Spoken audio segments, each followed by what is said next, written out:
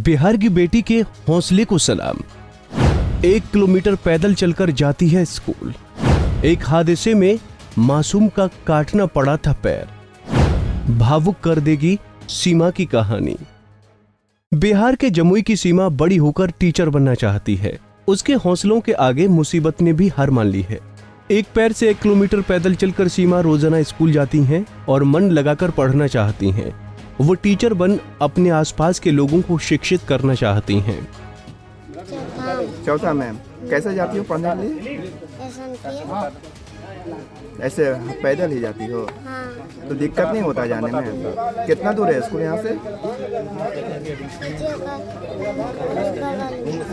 बगल में है। कैसे हुआ तुम्हारा पैर ऐसा कैसे हुआ था? गाड़ी से हुआ था? हाँ।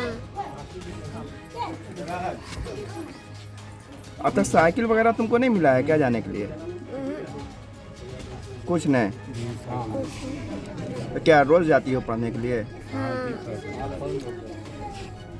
क्या नाम है तुम्हारा? सीमा। और तुम्हारे पिताजी का? किरण। किरण। क्या किरण? किरण मान। घर? हाँ। घर कहाँ है? घर फतेहपुर। सीमा खैरा प्रखंड के नक्सल प्रभावित इलाके फतेहपुर गांव में रहती हैं। उनके पिता का नाम किरण माझी है। वो बिहार से बाहर रहकर मजदूरी कर अपने परिवार का भरण पोषण करते हैं। सीमा की उम्र 10 साल है। 2 साल पहले एक हादसे में उसे एक पैर गंवाना पड़ा था। इस हादसे ने उसके पैर छीने, लेकिन हौसला नहीं।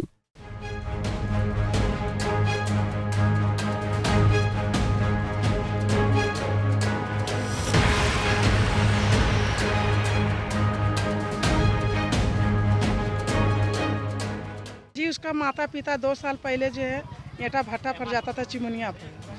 तो उसका माता पिता ईंटा पार रहा था। अब बच्चा जो खेलते धूपते भट्टा पर जा रहा था, तो उधर से एक तो ट्रैक्टर गाड़ी आ रहा था। तो बच्चा आने की दौड़ के सोचा हम रोड से पार हो जाएंगे। उतने पर में एक तो गाड़ी आई, ट्रैक्टर आने की उस पर चढ़ के पार हो गया। तो यहाँ बगल वाला को ऐसा हम लोग का आदमी प्रमुख साहब जो है वो बोला जब घटना घट गया तो बच्चा को उठा के ले गया नीरज सा पास। और नीरज सा पास ले जाके उसको इलाज वहीं से चलाने लगा बच्चा को। अच्छा, उसके बाद से उसका पैर कट गया था? जी। तो उसके बाद क्या वो पढ़ने नहीं जाती थी? जी। तो किस तरह जाती थी? एक ही पैर से जाता है सर, आता है। अच्छा, अभी डीएम साहब आए हैं जी। क्या मिला डीएम साहब से? डीएम साहब यही बोला है कि जितना कुछ है बच्चा का हम लोग सुरक्षित के लिए उसको सब चीज़ की व्यवस्था के देने के लिए हम प्रयास कर देंगे। अभी तत्काल कुछ दिया गया है बच्ची को? नहीं, अभी यहाँ एक तो आया है, ठेला रिक्शा आया है। रिक्शा है। जी। कुछ प्रोत्साहन वगैरह राशि? नहीं, अभी 2 दिन पहले कोई किताब कॉपी यानी कि ड्रेस उरेस जो है बैग यानी कि वो बच्चा के मिल चुका है। मैंने डीएम साहब कहे हैं कि सारा जो भी है हम व्यवस्था देने के लिए तैयार कर रहे हैं। सीमा के क्लास टीचर ने कहा कि वो पढ़कर टीचर बनना चाहती हैं।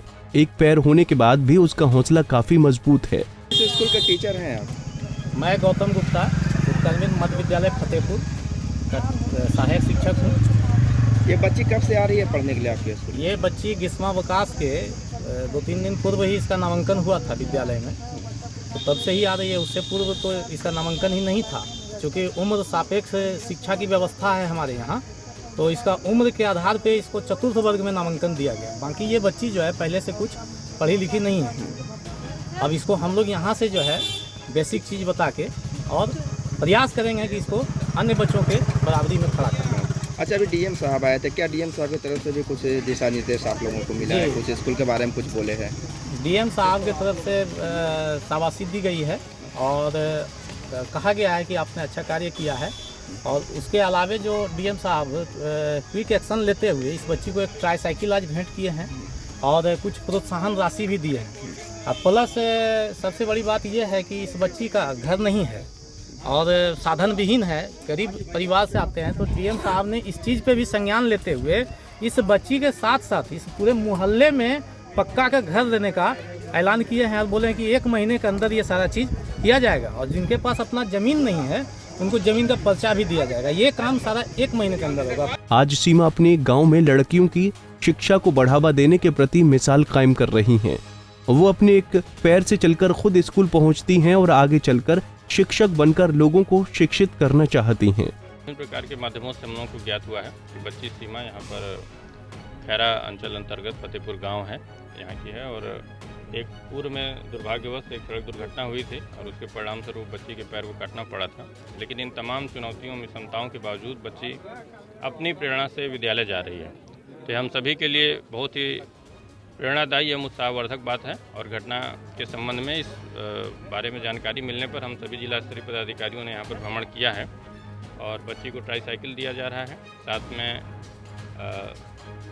आर्टिफिशियल लिम्ब के लिए भी हम लोगों ने बात कर लिया है और जल्दी से जल्दी उपलब्ध करा दिया जाएगा। इनके विद्यालय के शिक्षक भी यहाँ मौजूद हैं। इन्होंने बताया है कि बच्चों की संख्या विद्यालय में अधिक है, इसलिए वहाँ पर एक अतिरिक्त वर्ग कक्ष का निर्माण भी हम लोग 1 महीने के भीतर पूरा कराएंगे।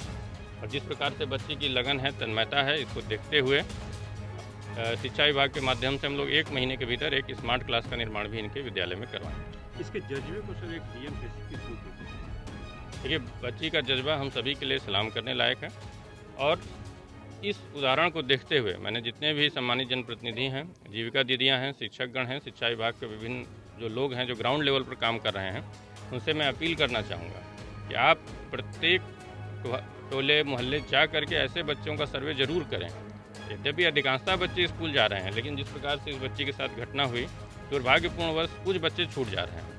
तो यह बच्ची का उदाहरण इस बात की प्रेरणा देता है कि जा करके एक बार और गहराई से देखें और किंचित कारणोंवश यदि कोई बच्चा छूट गया है तो उसको निश्चित रूप से दें। सामाजिक सहयोग से तात्कालिक रूप से हम लोग प्रोत्साहन राशि बच्ची को दे रहे हैं और इसके अलावा जो भी अन्य सरकारी सुविधाएं हैं, राशन कार्ड और अन्य हैं, इसके बारे में हम लोग जानकारी प्राप्त कर लेते हैं और निश्चित रूप से सभी सुविधाएं दी जाएंगी, इसमें कोई डाउट नहीं। सीमा के हौसले को देखकर गांव के लोग भी दांतों तले उंगली दबा लेते हैं।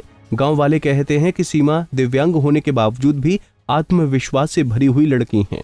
पंजाब केसरी टीवी के लिए जमुई से अभिषेक की रिपोर्ट।